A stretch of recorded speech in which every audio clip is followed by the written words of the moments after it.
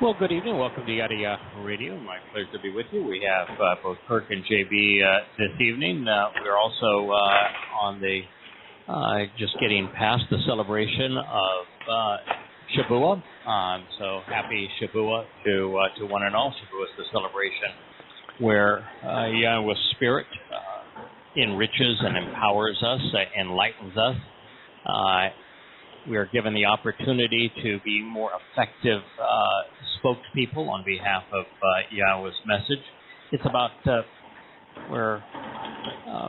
with Pesach, we are our days are elongated. We become immortal. On Matzah, we are perfected, such that on Bekurim we were adopted. But staying as babies doesn't do God or us much good. So on Shabbat, it is God's responsibility to raise us so that we're enriched, empowered, and enlightened.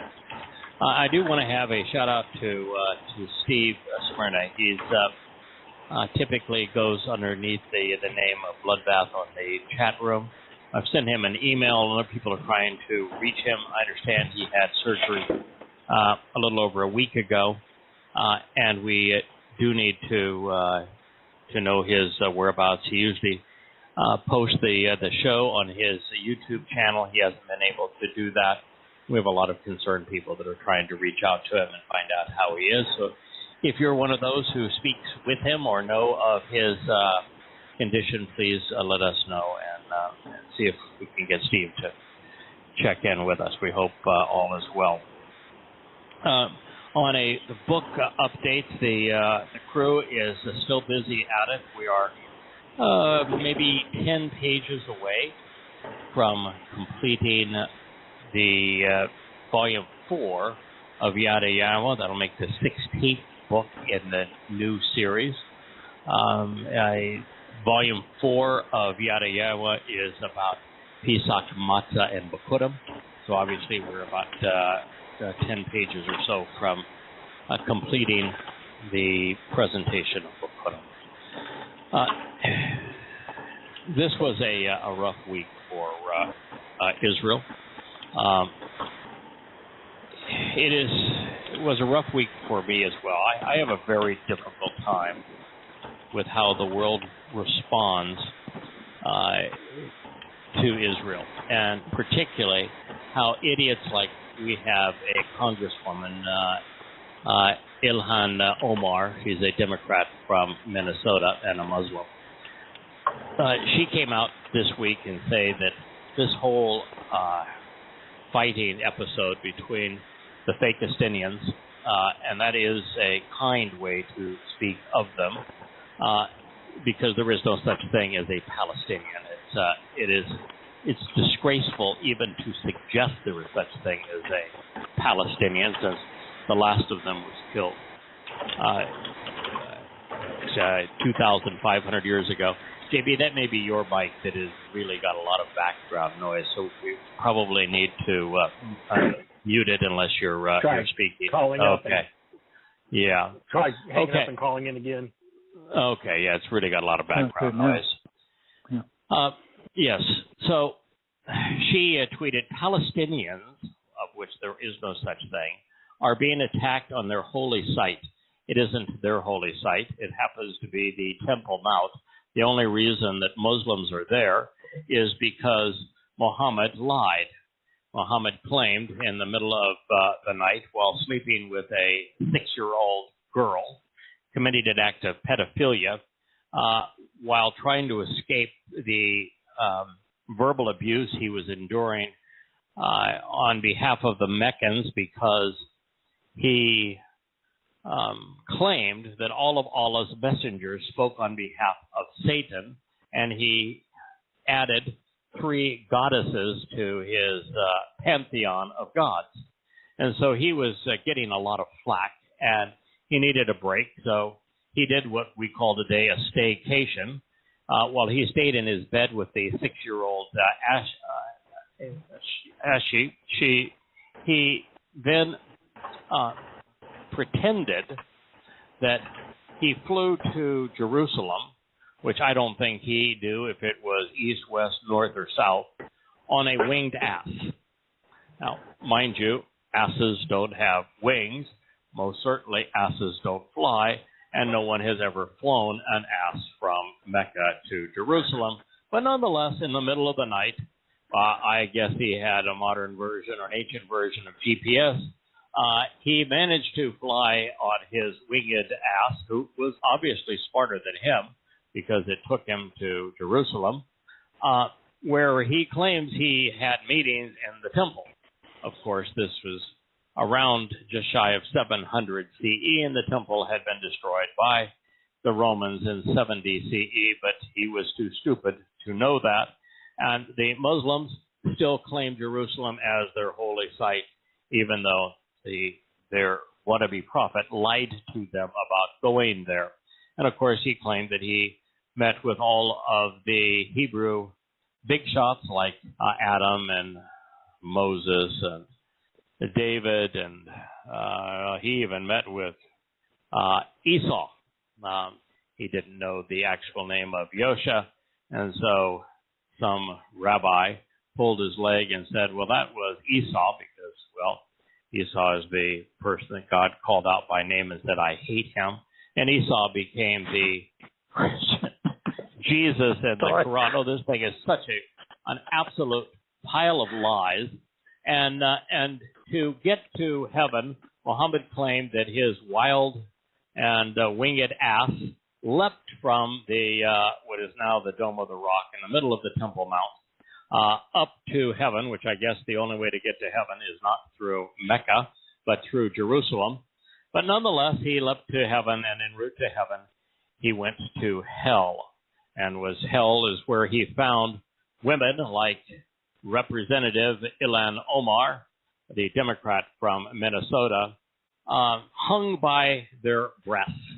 And when he asked why hell is filled with women who are hanging from meat hooks by their breasts, he was told that because they did not appreciate their husbands.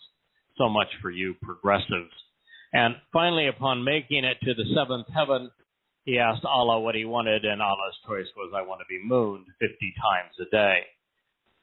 And out of this outright fabrication of reality, in the midst of committing an act of pedophilia, in the midst of having confessed to the satanic verses, Muslims claim the Temple Mount as their holy site. And this numbskull, Ilhan Omar, calls it their holy site. The Palestinians are being attacked on their holy site. What in the hell is wrong with you? The Philistines lived in Gaza. You're in Gaza. The Philistines were killed 2,500 years ago. Jerusalem has never been a holy site or the site of a Muslim ever. Good God, woman, wake up. And all of you progressives that are too damn stupid to correct her, that allow her in your committees, and don't censure her for this stupidity, and pretend that somehow there's a place called Palestine and a displaced people called Palestinians when neither are true. And then this numbskull says the level of injustice and cruelty is unacceptable because they were attacked during their Friday prayers. Bullshit! What in the hell again are you drinking? It was the Muslims that waltzed out of their mosque with Molotov cocktails and rocks and started pelting everyone that they could find anywhere near the Temple Mount. And they became riotous. So Israel, the last thing they want to do is confront a Muslim. Israel's security forces, not the IDF, went there to restore calm. And they were attacked. And rather than killing the attackers, who were trying to kill them, they instead shot tear gas and rubber bullets. And yet, this nitwit, completely out of touch with reality, wants to blame the Jews, as do progressives and liberals everywhere. She then says Israel's military functions with impunity. It wasn't Israel's military. It was security forces. Hey, where's their police? Can't you get anything right? Firing tear gas as Palestinians celebrating the ceasefire after Friday prayers. Why in the hell was there a ceasefire? Because Muslims thought it would be a swell idea to shoot rockets into Israel. Now, there's something wrong with your culture. If you're in the modern age, and the best thing you've got is a big damn pipe bomb, that half of which don't even make it outside of your own territory, and rocks. Oh, and of course balloons carrying flammables and Molotov cocktails. What is it about Islam that is so regressive that even when the world slathers them with money, that's the best they have? And then there's idiots like this that say, well, the big problem was, in fact, the Washington Post published an editorial saying the big problem here is the Iron Dome. Because if Israel didn't have the Iron Dome, they would have to negotiate a peaceful political settlement. So if they didn't have a defense system, they would have to negotiate with terrorists. That is correct. So terrorism would be more effective if there wasn't a defense against it. That's what the Washington Post, the nation's capital's newspaper, the newspaper of Amazon, would have you believe. That the answer is, let terrorists prevail so that you capitulate to them and that you have no defense for them. Look it up, I'm not kidding you. This is what they said. Same mentality as Minnesota's idiot congresswoman.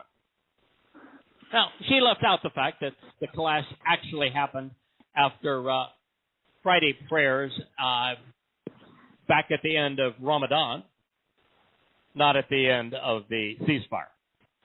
Oops. She left out the part that, well, that Hamas and the Palestinian Authority encouraged Muslims to riot, to kill Jews. And that across the country, citizens of Israel, Muslims who have been given citizenship of Israel, went off to attack and kill Jews. And that Israel only responded and attacked Gaza to stop the barrage of rockets. And if George Bush hadn't forced Israel to give up Gaza to these fake Palestinians, talking about it. Mm-hmm. we would have tens of thousands of rockets there. And what in the hell is wrong with Muslims? That you're so brave, you hide among your women and children? Nah, you can't get me. Is there any Muslim out there that's got any courage? Any Muslim out there that has any character? You go and you hide under the dresses of your women, make your children your shields, and then you whine like babies when they get killed. And then you've got the progressives who are so irrational and so misinformed, they make it sound like Israel's the aggressor. Well, there's more Muslims being killed than there are Jews. That's because the rockets that the fake Palestinians are shooting are nothing but advanced pipe bombs. It's because they're living in a bygone era. It's because of their incompetence. It's because they store their rockets underneath schools and churches, under schools and mosques and hospitals. We have reached a period of time that is exceedingly lost, where very few people are rational, and that particularly among younger people, they adopted the religion of socialist secular humanism. They don't know if there's a God or not. They actually don't care. And their religion has become secular humanism. And in secular humanism, with multiculturalism and political correctness, facts no longer matter. You can be completely irrational and be considered enlightened and progressive. There's an article today that came out in Fox News, and it says that to be a Jew living in California, New Jersey, New York is to be attacked. Here's an example: a BMW sedan pulled up next to a group of Jews, saying, "Free Palestine, F the Jews, you mother effers. Go back to where you came from. Get out of here." Well, they came from Jerusalem. They came from Judea. They came from Israel, the land that you're occupying and crying over, you idiot. You know, when I was writing, I published Prophet of Doom, and I did some 10,000 radio shows to expose what I had learned. 90% of the Muslims that wrote me wrote with about the same level of intelligence. F the Jews, you mother effers. Yep, that is their intelligence level. And so many even Israelis are to blame. The moment you even acquiesce to the notion that there is a Palestinian and a place called Palestine, then you've played right into their hands. Now, it's a marketing myth that was created around 1950. At the time, the West Bank was part of Jordan. It was not an independent Fakistinian state. Gaza was part of Egypt. No one was complaining that Gaza was occupied or that the West Bank was occupied when they were controlled by Jordan or Egypt.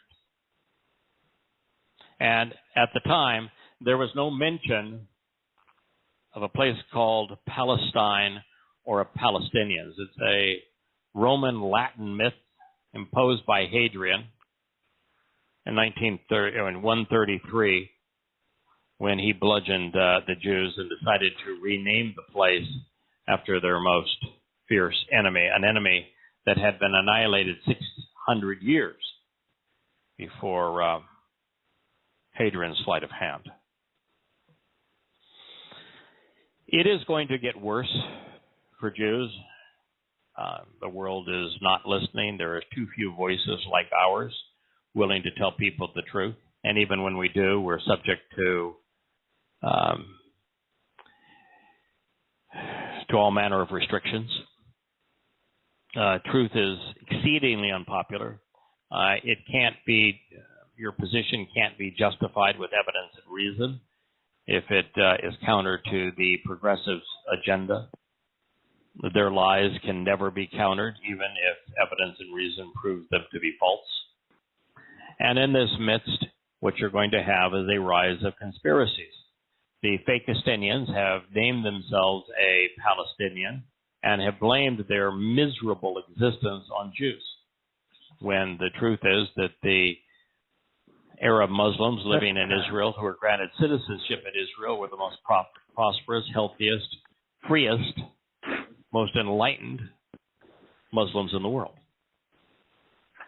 And they threw all that away when they decided that that was embarrassing, and what we really ought to do is kill Jews. The truth doesn't fit their agenda, does it? Hardly. So they have a conspiracy. It's kind of like Black Lives Matter. We're going to have a conspiracy. Okay, the truth is that when a black person dies, is killed, it's by the hand of another black person, but that would require us to be responsible and hold ourselves accountable. So we don't like that very much, and our lives are miserable. So we're going to go and blame someone else. That's a conspiracy. That's what Black Lives Matter is. Well, there's no greater conspiracy today than the Fakistinian conspiracy, that there's a people known as Palestinians, that they're being oppressed, that their land is being occupied, and that the solution is to give them their own state. Look what happened when the world gave them Gaza. So if you're a Jew, you only have one viable option. The viable option is Yahowah. You will never know him so long as you are religious. If you cling to the customs of your people, if you cling to Judaism, you will be nothing but a victim. It is what has happened over the last 2,000 years. It will continue to happen. Adhering to Jewish customs, adhering to the Jewish religion, has been a deadly and costly mistake for Jews. And after a while, when you've done the same thing with horrible results for 2,500 years, someone ought to say, this is a really bad idea. It's not working out very well for us. Has it ever been better for us? Oh, yeah. Well, it was pretty good under Hezekiah. It was really great under David. Why don't we try what they did instead of what we have done and see how it works out? What a novel idea. Turn to the Torah. Turn to Yahowah. Turn to your prophets. Turn to your Messiah. His name is Dod. Let me introduce you to him. He was king of Yisrael. He is the Messiah. He is the Son of God. He is the chosen one. He is the shepherd. He is the right hand. He wrote the Psalms. He wrote the Proverbs. Second only to Yahweh, he is the foremost named person throughout the prophets. He is the most brilliant and articulate man who ever lived. Listen to what he has to say. And listen to what Yahweh has to say in his Torah. Let's turn now to Shemot names, Exodus 4:5. That's where we left off this time last week. It reads, the purpose of this account is for them to trust and rely upon the reality that Yahowah appeared to you, the God of their fathers, the God of Abraham, the God of Ishak, the God of Jacob. Well, there's an interesting statement that seems pertinent. The purpose of this account is for them to trust and rely upon the reality that Yahowah appeared to you. That's to Moshe, the God of their fathers, the God of Abraham, the God of Ishak, and the God of Jacob. Well, if he appeared to Moshe, why don't you read what he inspired Moshe to write? Why would you turn to the idiotic arguments of men in the Talmud and pretend that, well, the Talmud is the book for Jews? When Yahweh said, trust and rely on the fact that I appeared to Moses. His name is Moshe. It means to draw out.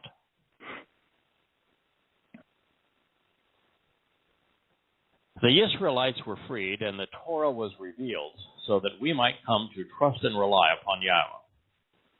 And the transition, in our previous program, we talked about how the staff became a serpent and then back to a staff. That was symbolic of Satan oppressing mankind between Eden and the millennial Shabbat, where Yahweh's sheep return to his protective care, and that shepherd's staff is returned to the capable hands of doubt. Aman, which is the word translated for them to trust and rely, is a marvelous Hebrew word.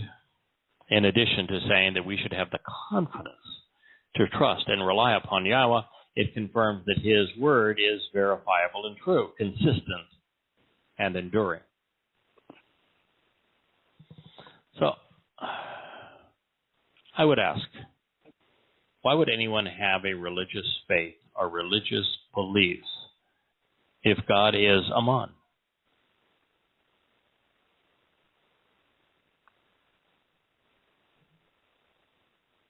Can you name a single reason?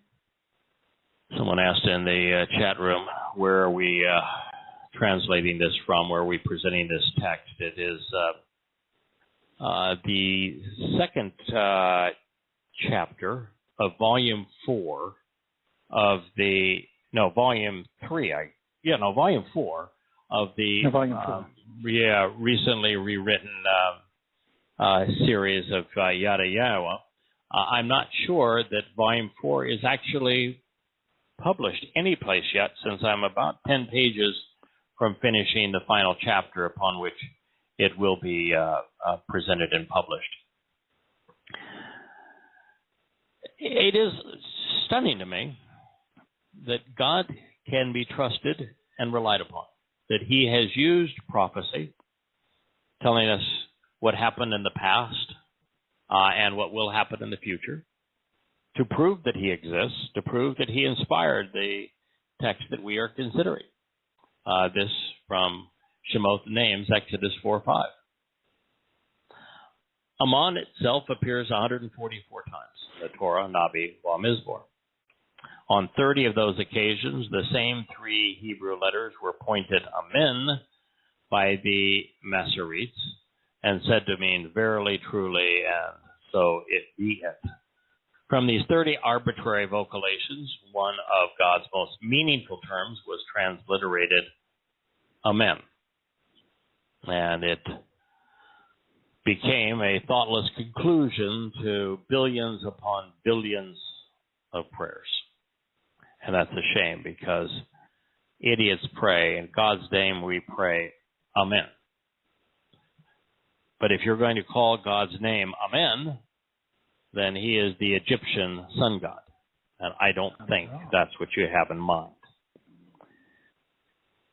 And of course, it's a shame that a word so rich in meaning, so essential to our relationship with Yahweh, has been rendered as a religious hiccup. But it is actually worse than that. Most Christians, as I say in God's name, I pray Amen. And by so doing, they've renamed their God, a God whose name they do not know, and a God whose name they have now besmirched. There is a simple rule that all trustworthy and reliable translators use when rendering one language into another. Translate words and transliterate names. To transliterate is to convey the sound of the name from one language to the next. For example, Osama bin Laden is Osama bin Laden in Arabic, French, and English. And Swahili. Yes, that is also true. And Yahweh's name is Yahweh. And Greek and Latin and Hebrew and English and French and German and Chinese. He is Yahweh. Names should always be transliterated. And words should be translated so that we convey the meaning from one language to another. Now, translation is a challenge sometimes because, for example, in Hebrew, all verbs are liberated in time, where in English, there are many tenses, past, present, future, and variations of those tenses.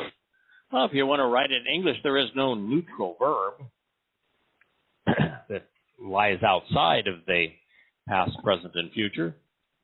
And yet every verb in Hebrew is that way. We don't have verbs in Hebrew that are constrained in time or expansive in time, like the conjugations in Hebrew, perfect and imperfect. We don't have volitional moods in English, and yet they exist in Hebrew. We don't have stems in English that establish a relationship between the subject and object, and yet they exist in Hebrew. So it's not always that easy to do so. And the Hebrew of Revelation is not the Hebrew spoken today. So sometimes you even have to translate Hebrew into Hebrew. That's true. One of the advantages of using English, since it's the language spoken by more Jews than any other language, most popular language in the world.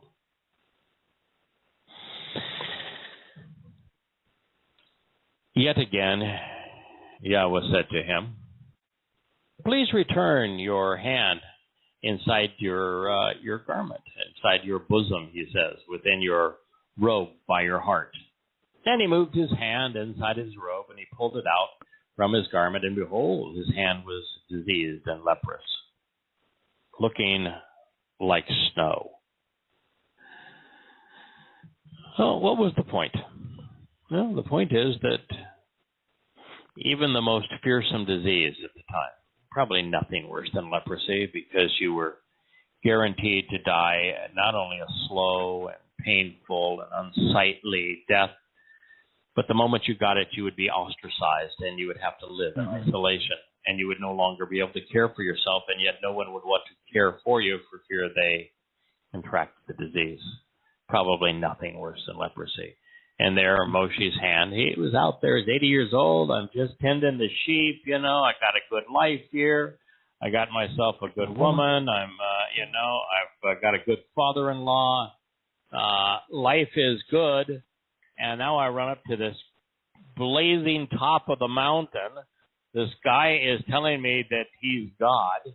He tells me that his name is Yahweh, and that he wants me to go back to Egypt, where I'm wanted for a investigation of murder, and where I tried to help my people, and they turned on me. And he wants me to go back there, and then just for giggles, he gives me leprosy. Somewhere along this point, you'd say, yeah, I think you got the wrong guy, but could I have my hand back? Now he said, return your hand to your clothes. I mean, somewhere along the line, I would have said, okay, this is really not going the way that I intended. Surely you've got a more fun trick in there than giving me leprosy. Either return your hand to your clothing. So he returned his hand to his robe near his chest, and when he brought it out from his cloak, behold, it had been restored to being like the rest of his flesh. Well, okay, thank you so much. Now, so long as we do not actively lead people away from God, so long as we do not inhibit access to our Heavenly Father, we can change at any time, change our ways, start relying on Yahweh instead of others, and return to God. It's as simple as acting upon His instructions. He returned his hand to where it had been, followed Yahweh's instructions, he was healed. Still speaking to Moshe about the likely reaction of the children of Yisrael to the validity of their collective mission, Yahweh said. So if it happens that they do not trust or rely, and they do not listen to the sound of your voice, nor to the initial sign, then they may come to recognize as verifiable and trustworthy the voice of the subsequent sign. Kind of interesting. We call it la kol, which is the voice. But nonetheless, that means that these signs should speak. Now, that doesn't mean that the leprous hand and the staff are going to yibber yabber. But what it does mean, if the signs are supposed to speak to us, is that there's a message in these signs.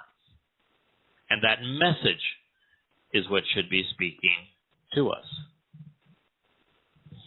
The initial transformation of the Lahmata, staff, branch, scepter, and sign of the tribes comprising Israel, to the serpent representing Satan, and then back again, should have been sufficient, especially with Moshe gaining control over the adversary. It was rich with uplifting symbolism, which they could have readily accepted. The second sign, however, would have been a little frightening, which is why it was held in abeyance. Leprosy would have been a death sentence, a slow, debilitating, isolating, humiliating way to die, separated and alone. And that was the unmistakable point. They would endure the fate without Yahweh's intervention. Water is the source of life, as the universal solvent for cleansing, making it the ideal symbol for renewal and cleansing. However, removing the consequence of sin from our mortal souls and restoring us would require something far more valuable, more precious, more vital: life's blood. So this reads, if it happens that they do not trust the combination of these two signs and do not listen to the sound of your voice, next you should obtain some water from the river and pour it out on that which is withered and dried up.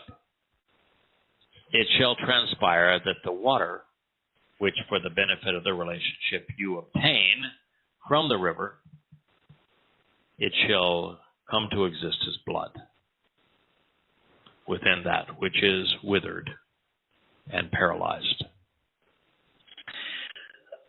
I've talked about this before, but I have a real tough time with some of this, in that I'm not a fan of signs and wonders. I think that signs and wonders are for people who are not very smart. I'm not saying that I'm smart, but I just think that signs and wonders are there to impress people who aren't willing to take the time to reason through the evidence. It becomes magic. If you take the time to read what Yahweh said and analyze it, compare it to science and history, compare it to other things that he said, look and examine closely his prophecies, you're going to come to know him, trust him, realize that he inspired these words, know that he exists, and you're going to learn a lot in the process. It is the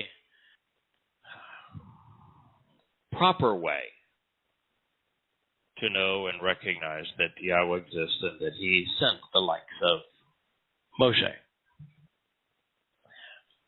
I think there's very little benefit, and to a large degree, I think it's counterproductive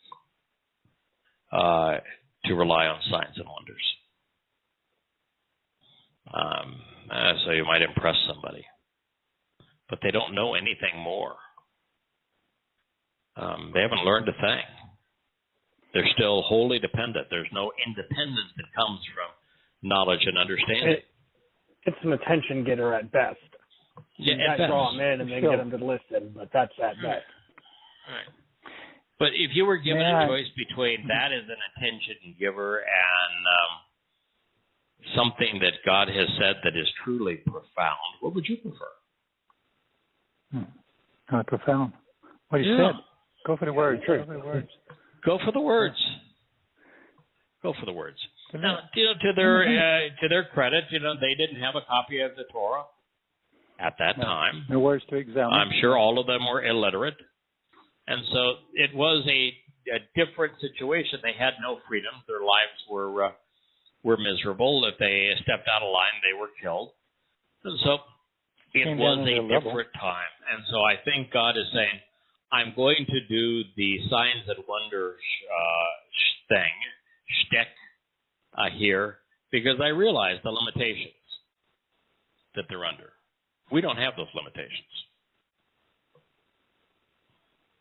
So we ought not ever want our credibility to be demonstrated by some great sign. Yeah. There's a reason Yahweh uses those only sparingly. Correct. He's not a show-off, and they don't do us any good. Let me show you something else you can find out in this. I looked at two words, if I may, shafak, and the root of it is to pay in the cough, the mouth and the hand, which means a flask from a horn, and it's for storing medical or ritual oils and to be poured out. And that's what the cough is for, is to pour out in this case. So it is. I look at it like a metaphor. And then right followed that is the Yabasha, which is Mitzrayim, which is to be is dry ground, land void of water, and of course water is life. So Mitzrayim is a dried up and withered, and the root there is the bet and the shin, which is a wither, is to be withered, to be stick. To be withered, a dry rot, shame of being withered up. There's from wetlands that have dried up, where the fish and the vegetables and that die, and then they begin to smell.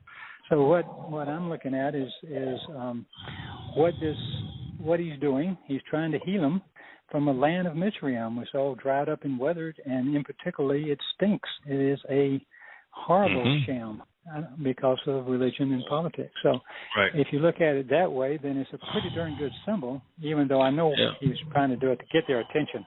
Because they got, and of course, too, for the Egyptians, or even for the Hebrews, in the Black Land, as it was called, Black Land because of the silt from the river. The river was life.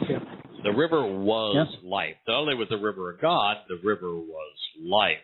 And so for the soil that the river brought, that fed them, that made it possible to live there, for it to be withered and paralyzed, to be desolate and shriveled up, was a sign that the very thing that they relied upon for life had failed.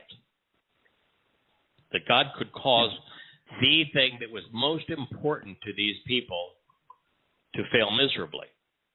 And that the fluid of life is our blood. If we bleed out, if our heart stops pumping, we die.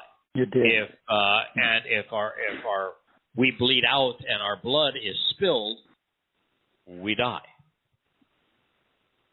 And so the river, the land was parched by it, but God brought the fluid of life to that which was parched.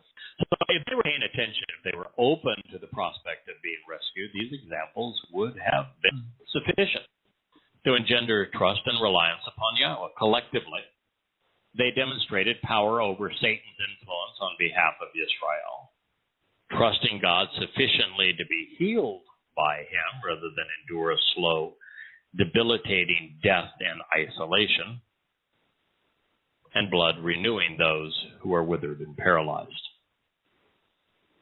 And yet, they were not only for Moshe and the children of Israel, but for us as well.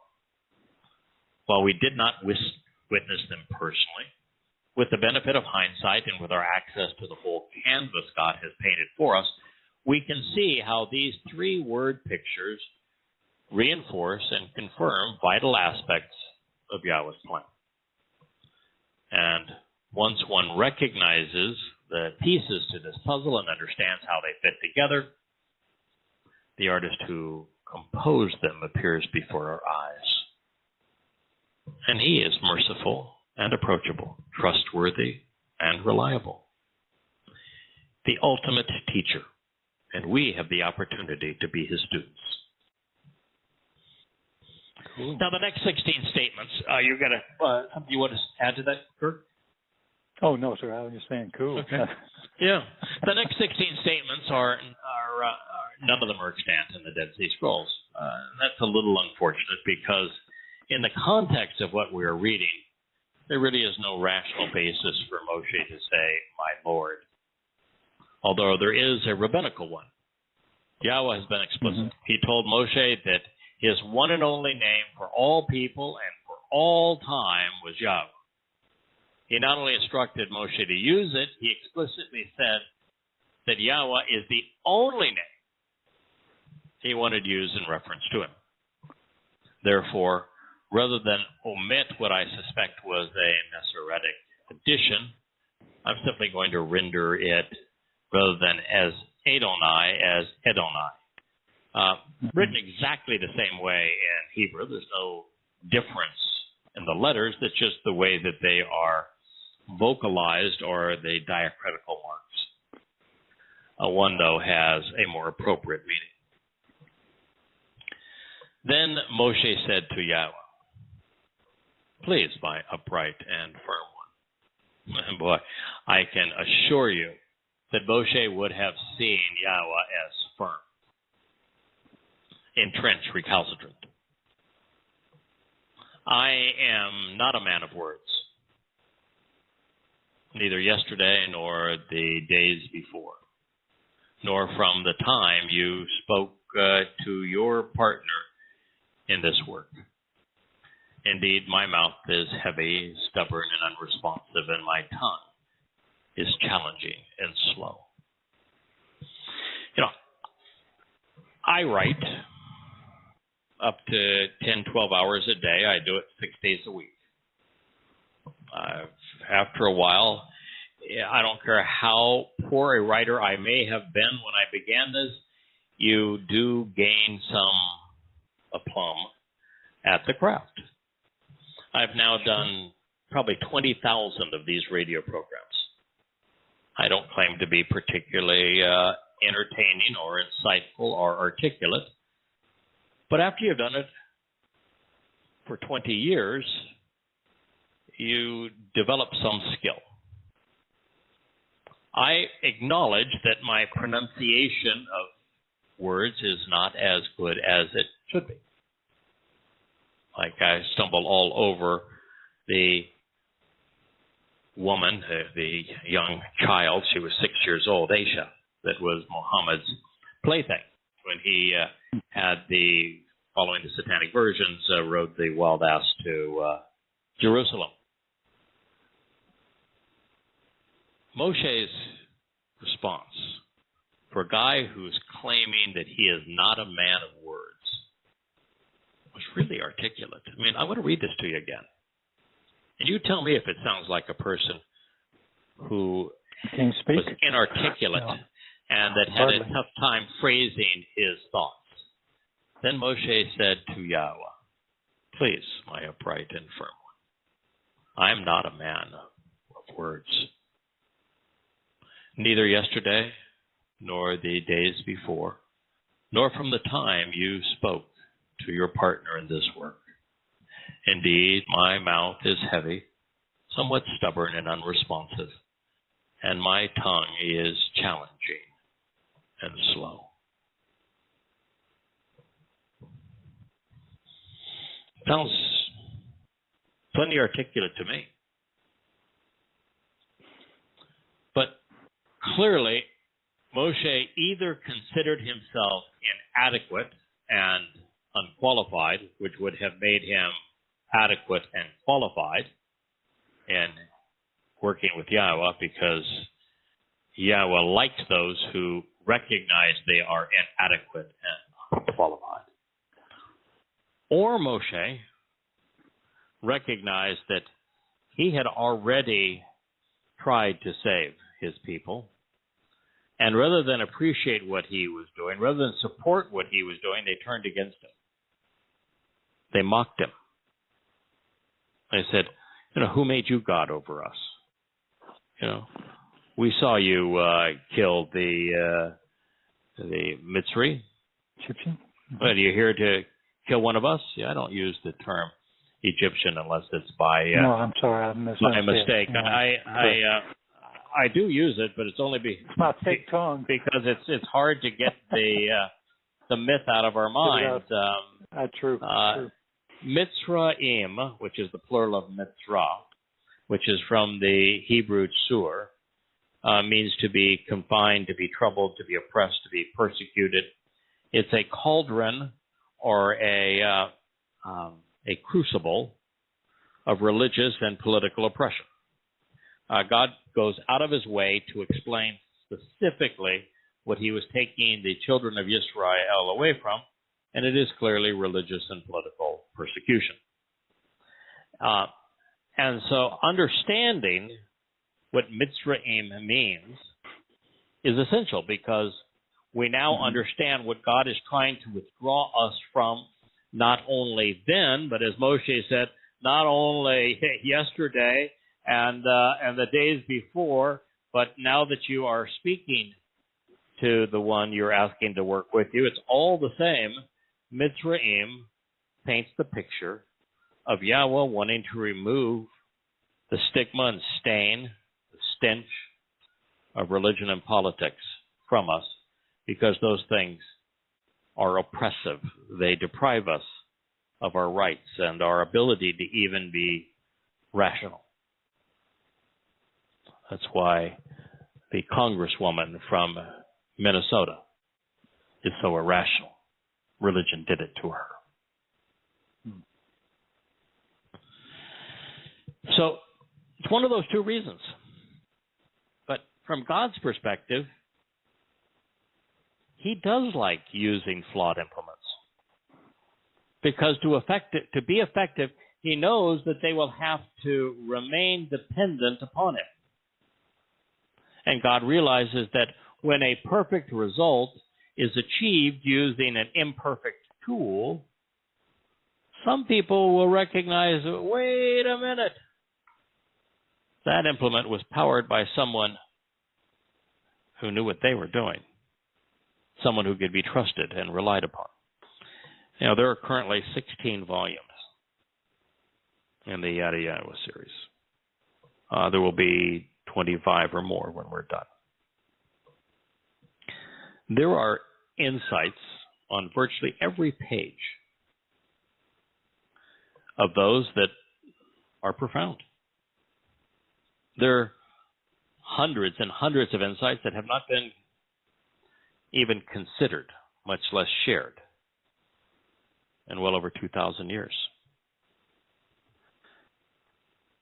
If someone who has no training in Hebrew, if someone who has no theological education whatsoever, if someone who spent their life in pursuit of business objectives, upon retirement can do that, it ought to cause anybody that's rational to pay attention and say, wait a minute, there has to have been a superior force behind that. Now, it's also true that Yahweh likes using people who have been exposed to and have subsequently rejected what he is opposed to, because it enables Yahweh to have a shared basis of understanding. And that's really helpful. Now, we've talked about how Dode, who was the most beloved, had a really terrible relationship with his family. I mean, there was rape and murder, insurrection, rebellion. It was really nasty. Even incest. And so one of the things that Dode would have been sympathetic about is what Yahweh is enduring when his family, the children of Israel, have acted so heinously towards him. If you want to appreciate God's perspective and his frustration with us, and you have an absolute perfect family where mom and dad were in love, they were great parents, they were kind and nurturing and supportive and uplifting and empowering to their children, and your siblings are all loving and supportive and committed to doing the right thing and people of character, and you find the perfect spouse whom you you love and adore and who is supportive and shares common interests, shares your love and devotion for the Torah and for Yahweh and for the covenant, and your children are practically perfect. How in the heck are you going to go about understanding what Yahweh was going through? If you're engaged in politics and think man's way is just peachy keen, if you're a proponent of religion and think that it leads to God, there is not a prayer in the world that God can use you. You're too far apart. And so God needs people who have suffered, who know what it's like to have a broken family, who know what it's like to be publicly humiliated for things they haven't even done, who have backbone, who are willing to stand up. Look at Moshe. He had it all, and yet he went to the defense of a Hebrew that was being beaten to death by an Egyptian and risked his life to protect the innocent man. That's character. So Dode never backed down from an enemy of his people. Character. And so Yahweh likes men and women with backbone and character. He likes men and women with passion that are willing to engage and go where his words lead. And he likes working with people who've been exposed and have come to reject religion and politics, which Moshe is our prime example. Mm-hmm. And yet people who recognize, well, you know, I'm not the most articulate person in the world. I'm not skilled at the craft of translating, so I need to be reliant. Moshe was all of those things. So when Moshe told God, no, I want you to find somebody else, there was no one else. I dare say that for most of human history, for the past 6,000 years, there's been almost no one. Sometimes there has been no one. Not a single person that God can communicate through. Since the last prophet, yeah. And in this particular case, he's going to communicate through a Yisraelite and take that Yisraelite such that they would have an audience with the Pharaoh of Mitzrayim and speak on behalf of his people and Yahweh's people with an abject hatred of the religion and politics of Mitzrayim that had caused their torment. Would you like to guess how many people there were at the planet 3,450 years ago when this occurred? One. A broken down shepherd out there tended sheep. Mm-hmm. Yeah. And what now is Arabia? Well, it was even Arabia back then.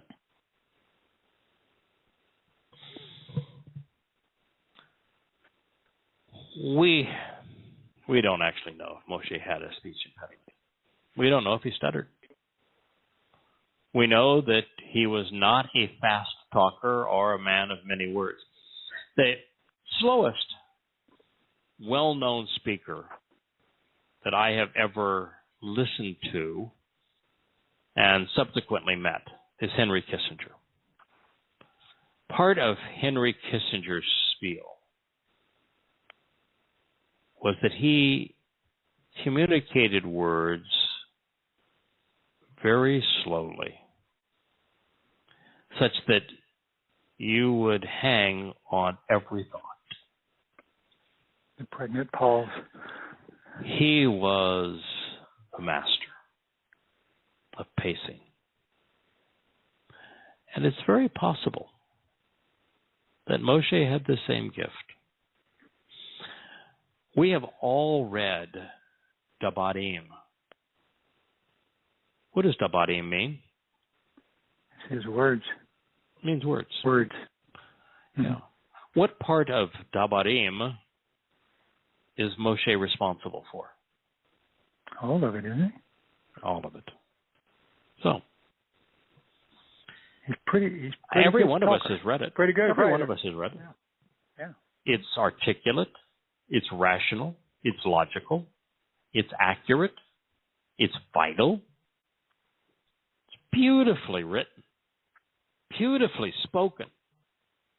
And it is filled with words. Many, many words. So clearly Moshe was not inarticulate. The word... May I suggest? Yes, go ahead. Oh, sorry. Mm-hmm. Go ahead. No, I'm just saying maybe it's not. Maybe what there's a difference in.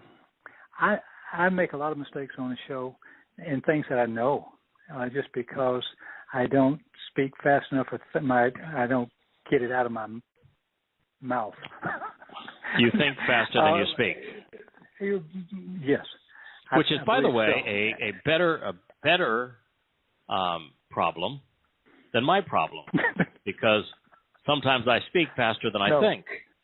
No. Let me tell you what you can do that is rather unique. You can go into any environment and do the rebuttal on the stump. I mean, right, bump, and get it back. And I have to think. I know what the answer is, and sometimes I have to gather it all in. Now, a lot of it is because you've been dealing with this for 20 years. I mean, yes. You've really got it. And maybe he was afraid that he knew he could write it. He knew he could talk about it. But there's difference when you're right there on stage one, even not necessarily stage fright, but on stage one, and they're throwing these questions at you. I do it in art without any problem. I can stand in front of 600 people and entertain them and do whatever I want to do there, and they'll applaud. They'll like it. They'll laugh when I want, such and such. But that's my field. I know that stuff. This is something else where I would wind up stumbling over my words where you would not. Maybe that's closer to what he was concerned about. I don't care what the field is. I'm more articulate in writing when I have time to sit down and think about what I'm going to say before I do it versus talking in person. Now, my view is that I would rather write than speak, but I find that there is more emotion in the spoken word, more passion in the spoken word than there is in the written word. But actually, written words come more naturally to me than the spoken word because I like the permanence of them. I like their enduring nature. I like the fact that they are black and white. There's just something to me that is sensationally elegant about the written word. And perhaps what it is that the spoken word is the communication of the electronic realm, the digital age. The written word is very analog. It is very, very analog. It's the means of communicating that has endured for, better part of 6,000 years. The word here that next is ibed. Abad is to work. Ibed is usually translated servant. But in this particular case, partner would be a really good rendering. It means co-worker. It means associate. It means to work with. Expending energy for a purpose. And the Ebed and Abad are indistinguishable in the human text. It's simply vowel pointing. So based upon the fact that Yahweh has already said that they would be engaging together, one should not see Moshe presenting himself as a servant, but instead as a potential co-worker or associate, although he was not quite yet engaged in the mission. Since Yahweh is on record disavowing the title Lord and indeed using Baal Lord to describe the adversary, it would be exceedingly disrespectful for Moshe to have used my Lord instead of Yahweh. It's just not going to do it. Not going to do it. You're not going to have this profound question, who should I tell the children of Israel has sent me to you? When they ask me his name, what should I tell them? And then Yahweh says, I am who I am. I am, and I exist for the benefit of the relationship.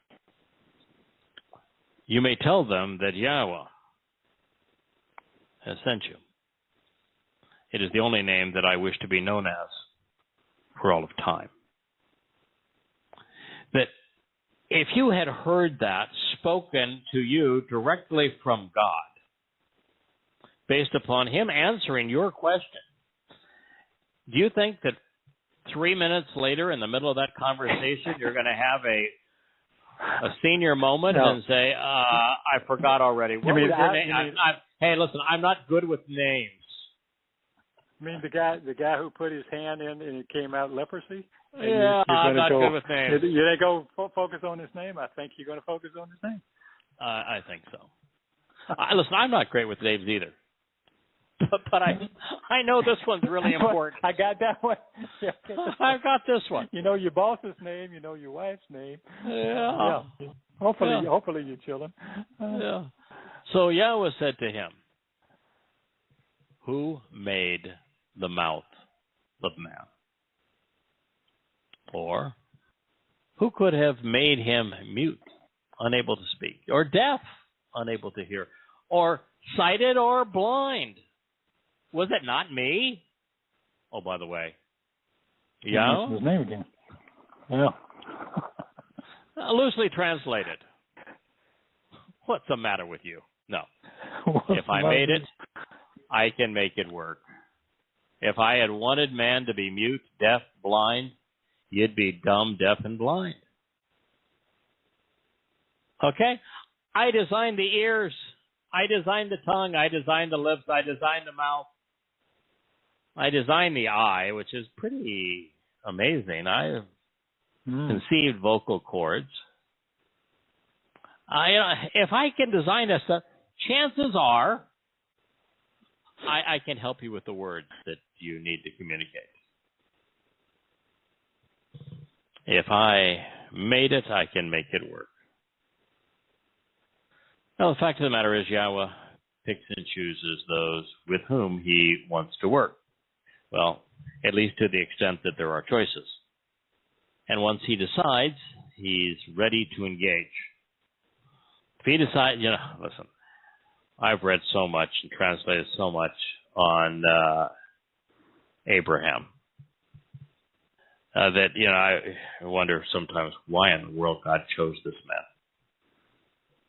Availability. But nonetheless, there may not have been any other choices who met the criterion he was looking for. Someone who had come out of Babylon, that was a requirement. Someone who would be willing to go where his words lead. Someone who had left Babylon knowing that he did not want to return. And someone who was at least capable of having a conversation with God. There probably weren't a lot of people on the planet to choose from. So Abraham got the nod.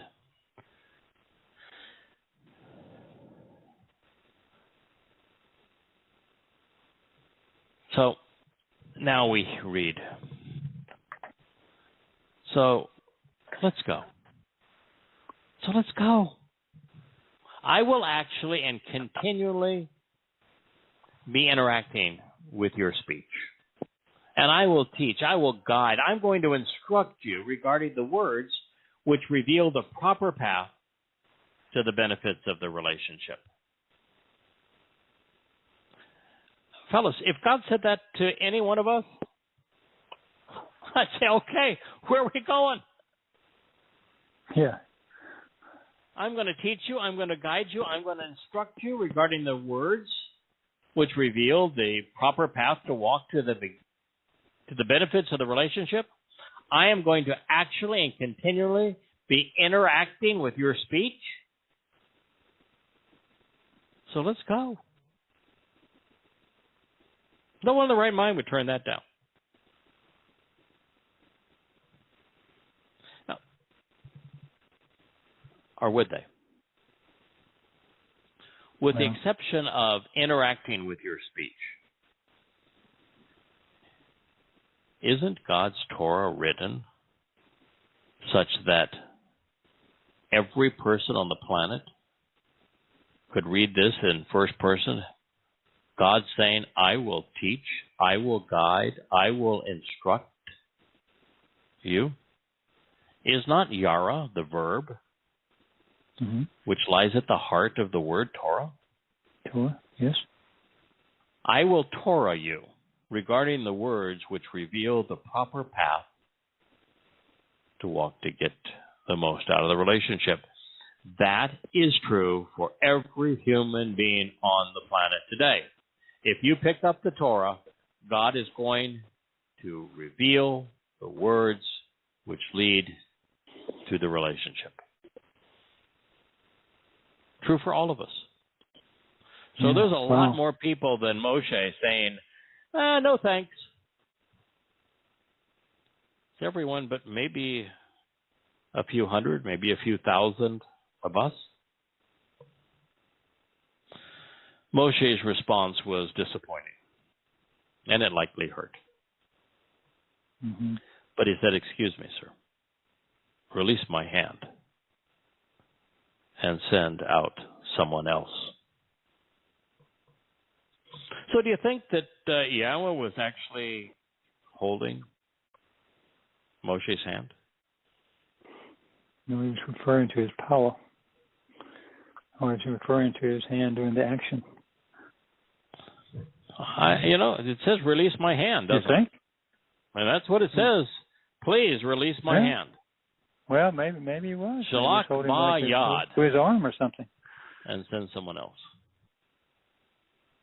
Now, how is Yahweh depicted in the original language of the Torah? As a hand reaching out and down. Yes. Right. And how is the observant man reaching up written? Right, man reaching up. Okay. Stand corrected. Yeah, that's why would he say release my hand? He didn't say release me. He didn't say let me go. He didn't just say no, thank you. He didn't just turn away and walk away. He said release my hand. It's like a father to a son. Let's go together. It's like it's like a reluctant child, and you grab their hand and say, let's go, come on, let's go. It's got to be fun. Let's go do this. Excuse me, sir. Please.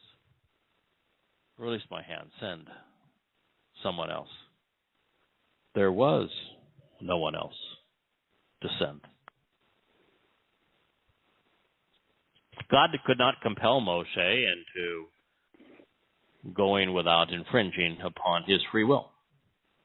He was not going to liberate slaves with a slave.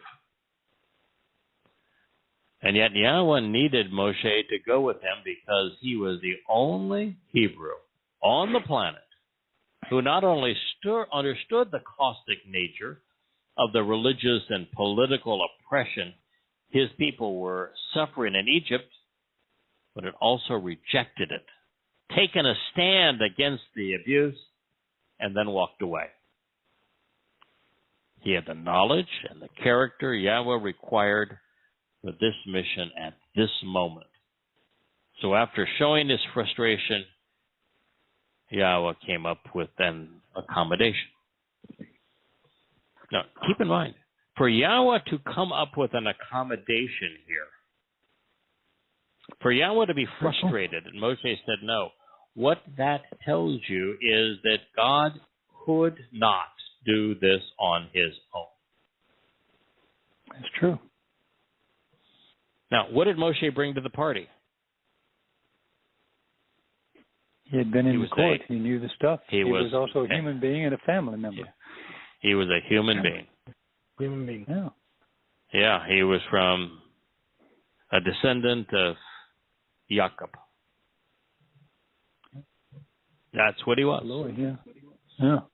And of course, he had these other benefits, but Yahweh did not establish the covenant independently. He did it with Abraham. Yahweh did not save mankind with a Nesama independently. He did it with Noah.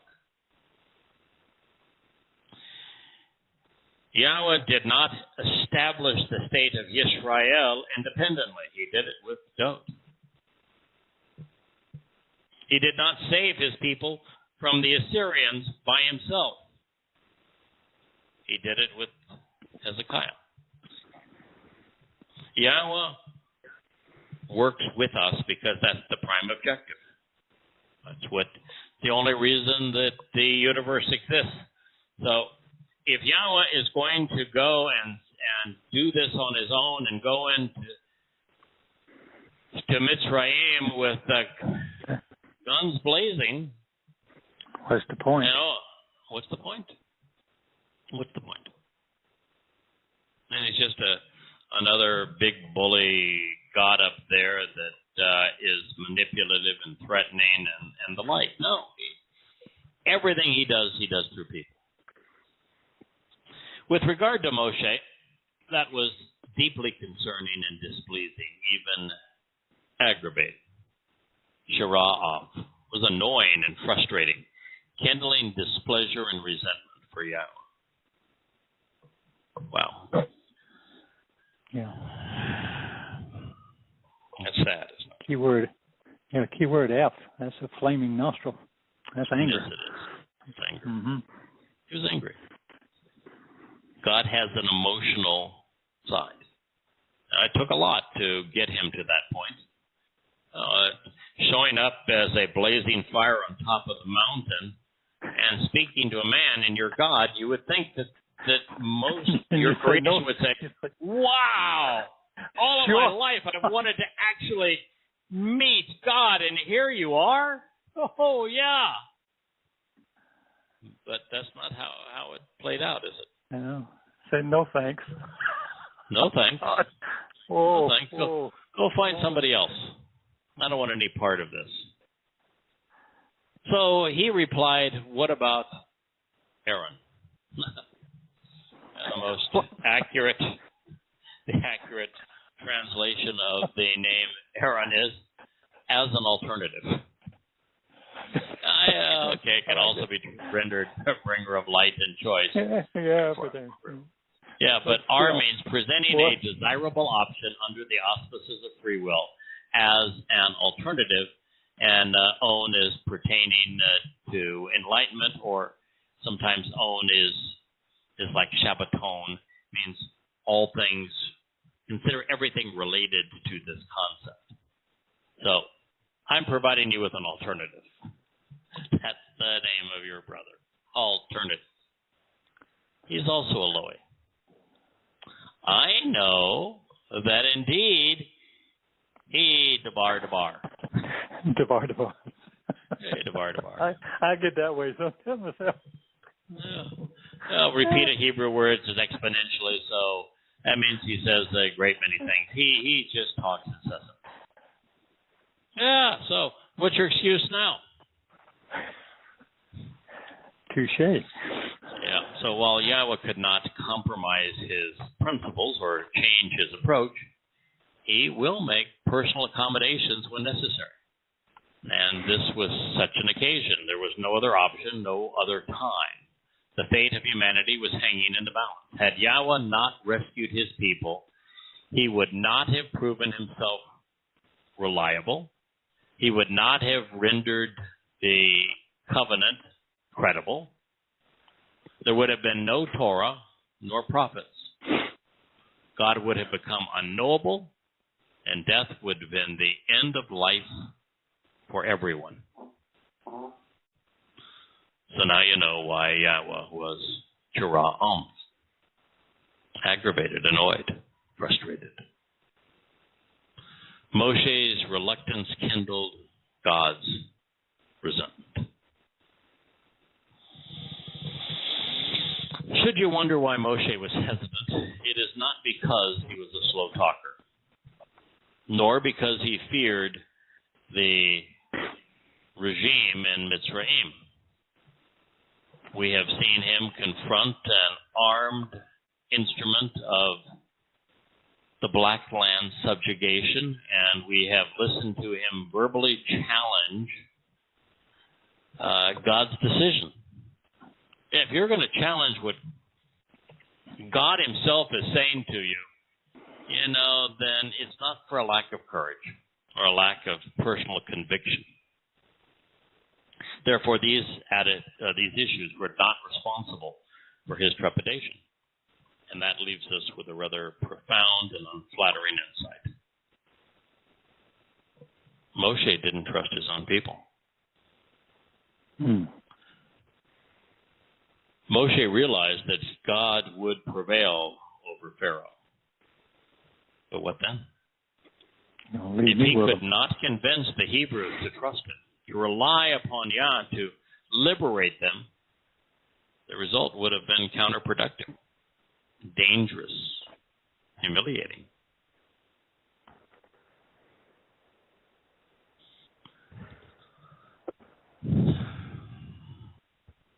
Now that we're clear in this context, Debar means that Aaron was a leverman. Likely a gossip, which is what we found out later. He could talk the ears off an elephant. Now, speaking of your being a bit verbose with Debar, now that it's been, 20 plus years that we've been at this. Now, in my case, there was no blazing fire, no signs other than a copy of the 91st Psalm placed in my pocket. Certainly not a prophet, nor was I called to be a liberator. And while I considered asking God to find someone else, ostensibly because I was not qualified, and, well, honestly, because the first job was to expose Islam, and Muslims killed people that do that. That's kind of a thankless job. It is really a thankless job. How many times have I been called a mother effer like the Muslim there in New York? But I didn't engender Yahweh's frustration by saying no. No, I was willing to do it. I thought were important caveats.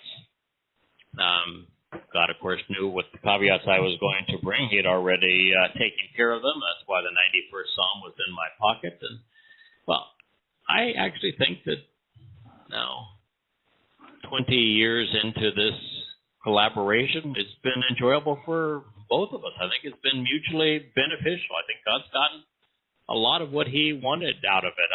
I'm not sure I would have said that until the team has come together and we've worked together as a family, and we have done this edit pass, retranslating, rewriting the books, and now when I see the first 15 on my shelf, and I open them and I see how they're consistently and beautifully they are presented, and quite honestly, there are parts of it that read really well. We're dealing with 16 books that average 600 pages apiece, so there's a lot of dunderhead moments, I'm sure, in the process, but nonetheless, there's everything you really need to know about God. And it's presented now for his people, such that I think the collaboration has been quite good. Yeah. So you're listening to the result. I'm sharing from one of what will be nearly 30 volumes of the Yada Yahweh series. By being willing to listen to God, by considering what He is sharing with us, He has inspired thousands of insights, many unheralded prior to this time. Now, we always have to look at what was God looking for in having chosen Moshe. What was He looking for in having chosen Dode? What was He looking for in someone like Elias, the prophet, or Yashayah, or Shamuel? What was God looking for? Why did God reach out to Noah? If we don't do that, how are we going to know what God values in us? It's always the same. So when I'm always a little bit nervous when I share a personal anecdote like this. But if I don't, we're missing the point. We should all personalize all of this. We should look at what did Yahweh find in Moshe that caused him to want to work with this individual.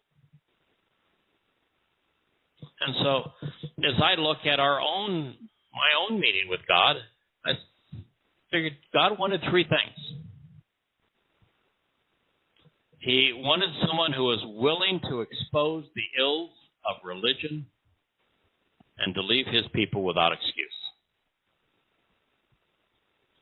He wanted this individual to try to communicate his message as clearly and completely as possible, doing so in the world's most popular language.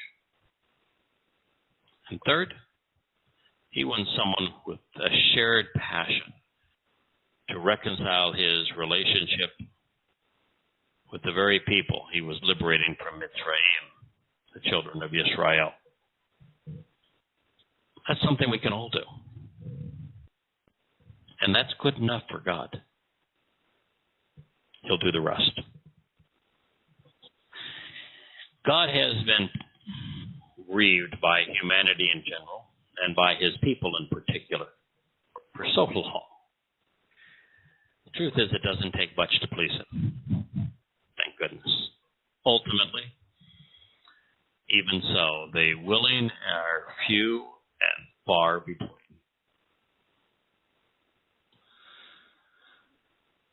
There are so many memorable lines on the way to Passover, and that's what this volume is all about, introducing the first three Moed Mikra.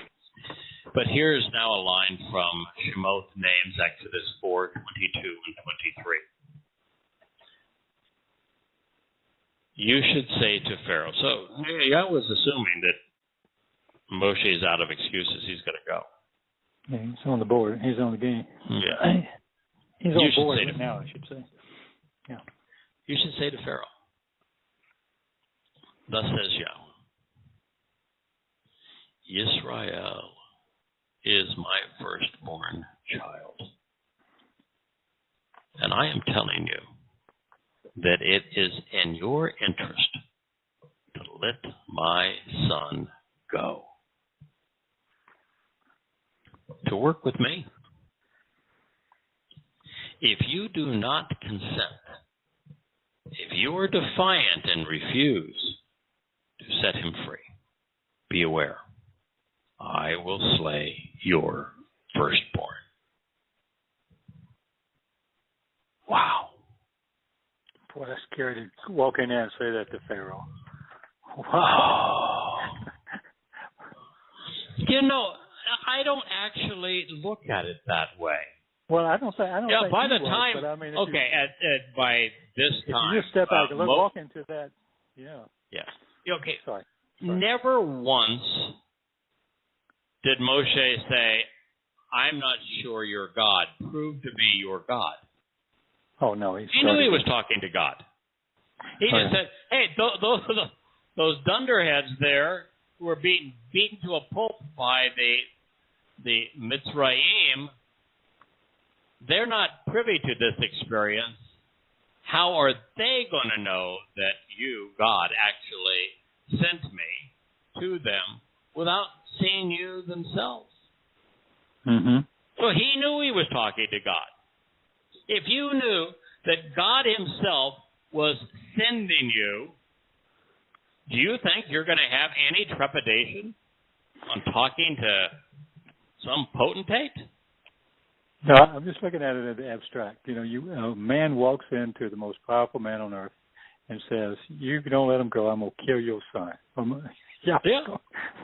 That is the speech. Wow. No, to be a fly on the wall.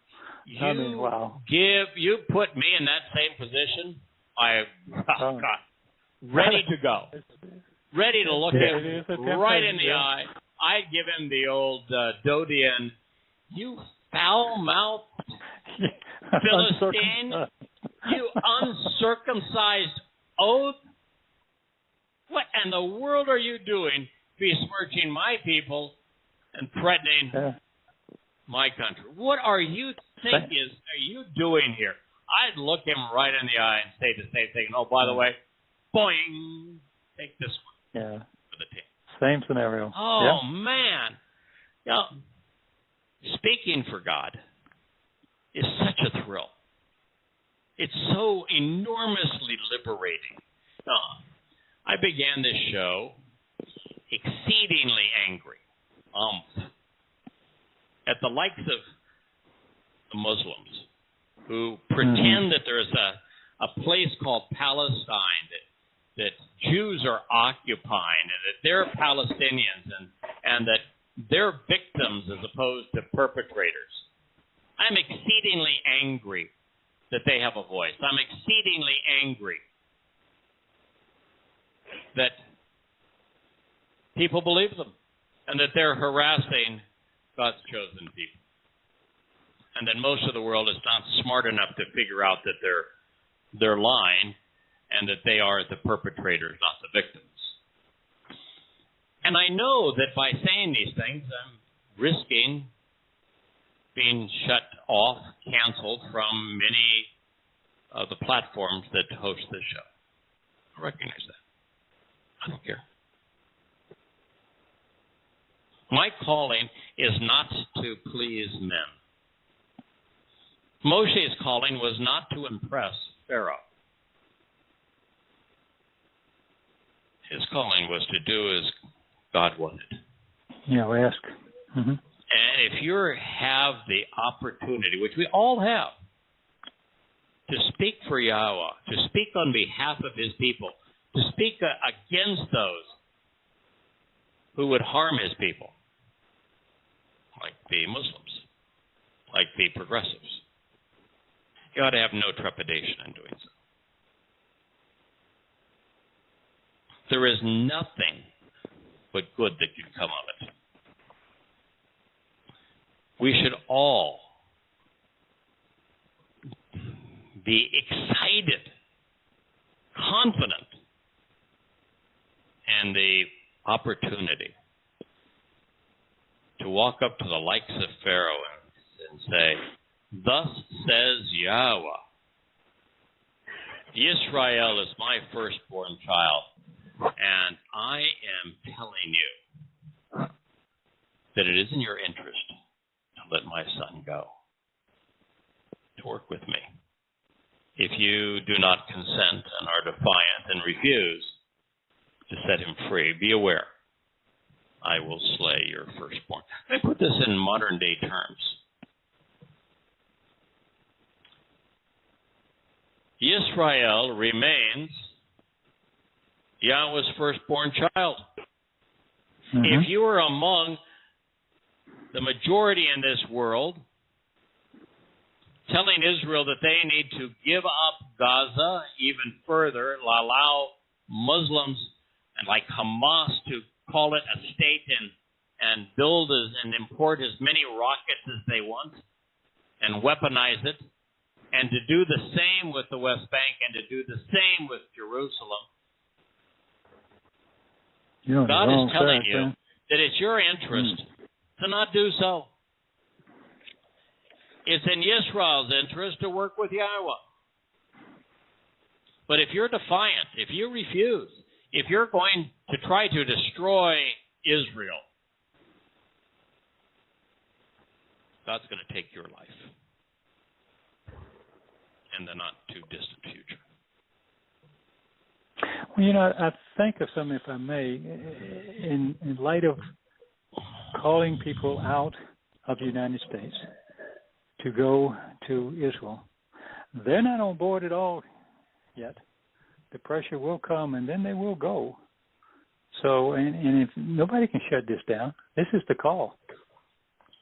Nobody's going to shut this down. I don't care what they do. Yahweh wants this done.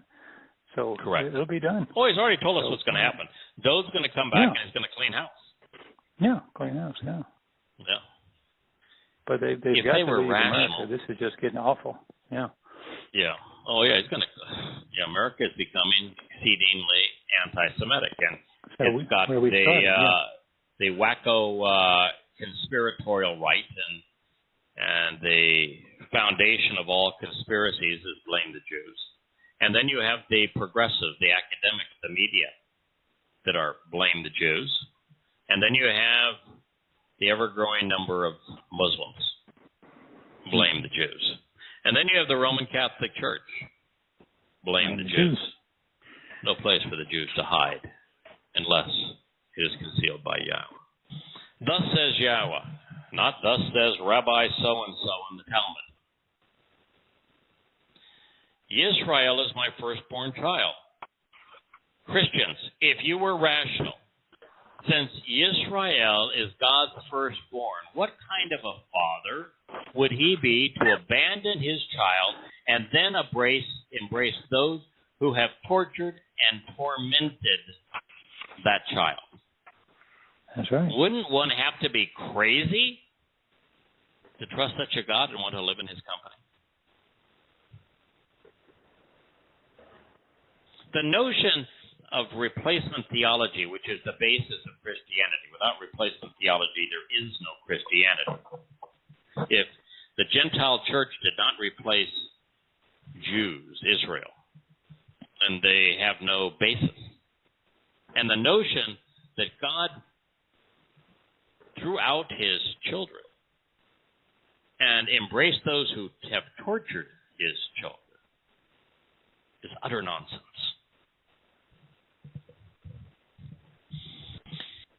It is interesting that Pharaoh was offered the opportunity to make the right choice. Shalak was conveyed in the imperative mood, giving Pharaoh, as a dictator and as a slave driver, the opportunity to decide the fate of his own son. Since Pharaoh had chosen to enslave the Hebrews and kill every son born to them, God's offer was quite generous. He could have said that if you do not let them go, I will torment you for 400 years and then kill your people, and that would have been fair. See the difference? If you do not let my firstborn go, I will kill your firstborn. Versus God saying, because you've tortured my children for 400 years, because you've enslaved them for 400 years, you deprived them of all rights for 400 years, you made their lives miserable for 400 years, and now you're killing them after having tortured them. I think I'll do the same to you. Yeah, quid pro quo? Well, that would have been fair. There is an unexpected twist in Yahweh's statement that we should also consider. Israel was being freed to work with Yahweh. Their purpose and mission was just beginning. They would become the messengers and exemplars for all mankind. God is saying, you're forcing them to work for you for nothing. Making buildings of mud that are going to blow down and weather and the torrential rains.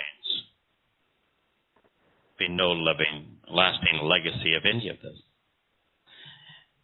And instead, I'm going to ask them to work with me. And the legacy of those words, of our relationship, will endure forever. You're building nothing, a miserable place to live in a miserable country out of mud blocks, oh Weasley man. You know what Pharaoh actually means in Hebrew? No, what's that? Flee. Flee. Flee? Does he really? Flee. Flee. Like, you annoying little flea. Like Akbar is a rat and he's a flea. He's a flea. Allah's a mouse. And Allahu Akbar means Allah is a mouse. Let me write that down. Allahu Akbar. Akbar is mouse in Hebrew.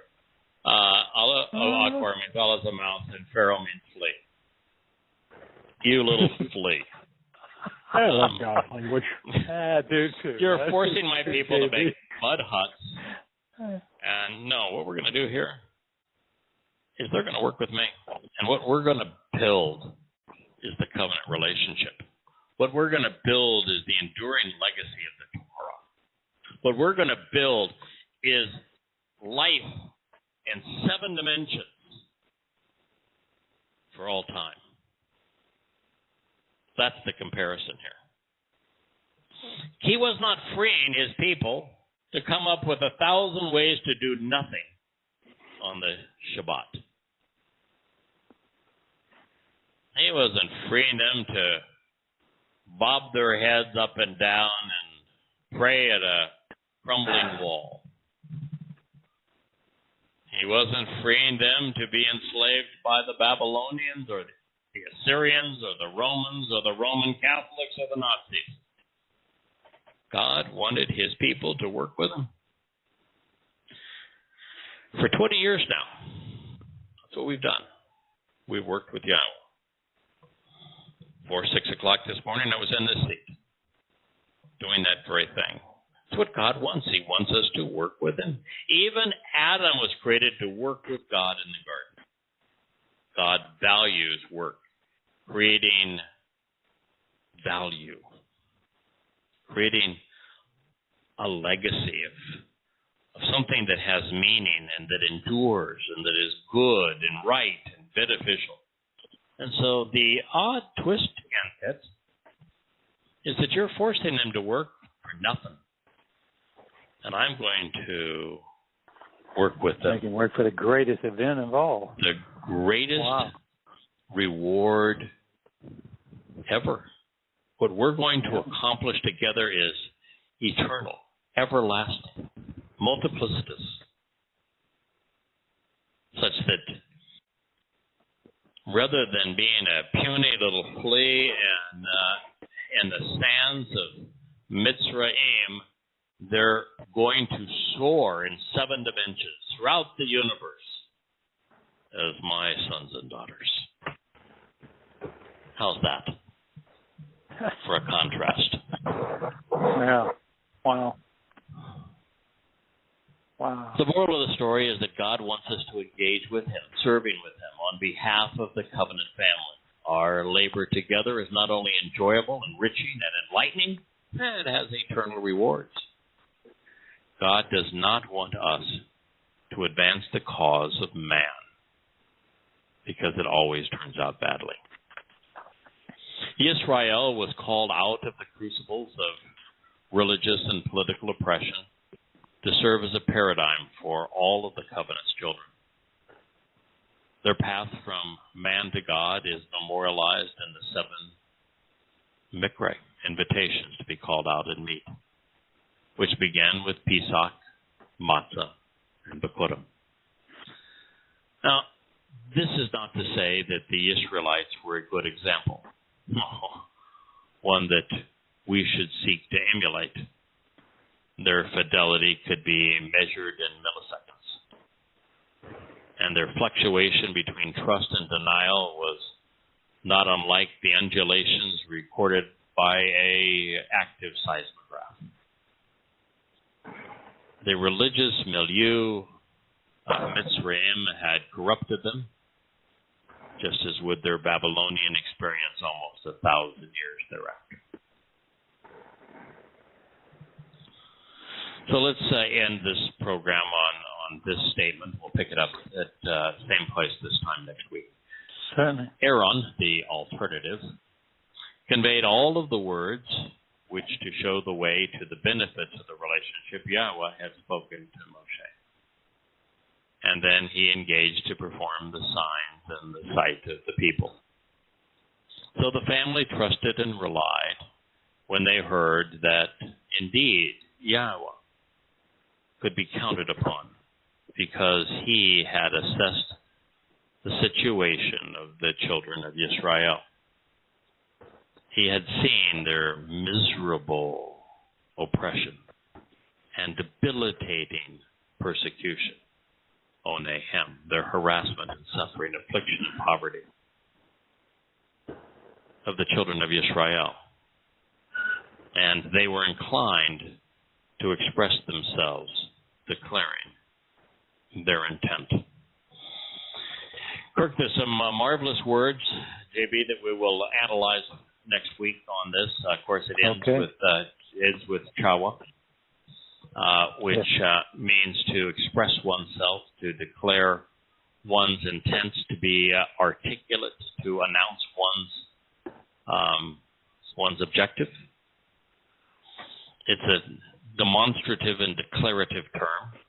It's not how it's rendered in English Bibles.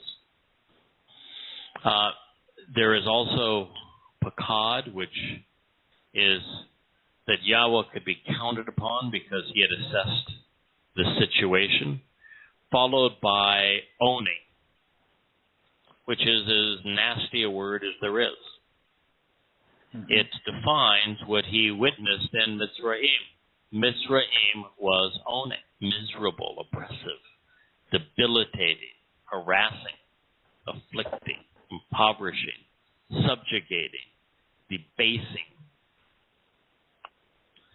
There isn't anything capable of doing that to this extent for an entire people, unless the motivation behind those things, the cause of those things, is religion or politics. God has defined the experience in Mitzrayim. So that's something for us to think about between this time and a week from now. May Yah bless. May more people listen to Yah's message. May we awaken people such that the Fakistinians and progressives lose their voice, so that the children of Israel find their voice, so that more and more people, particularly the chosen people, choose to listen to Yahweh. You've been listening to your forefathers and listening to your cultural edicts and listening to your rabbis, and it has been nothing but one miserable experience after another. It's time to change. Go back to what worked for Dode, for Hezekiah, for Noach. Listen to Yahweh instead. Establish your relationship with him. He can not only protect you in the here and now, but he can establish you for all time, adopt you as his child, raise you up to live with him in heaven. And all of that is beautifully articulated and presented throughout the Torah and prophets.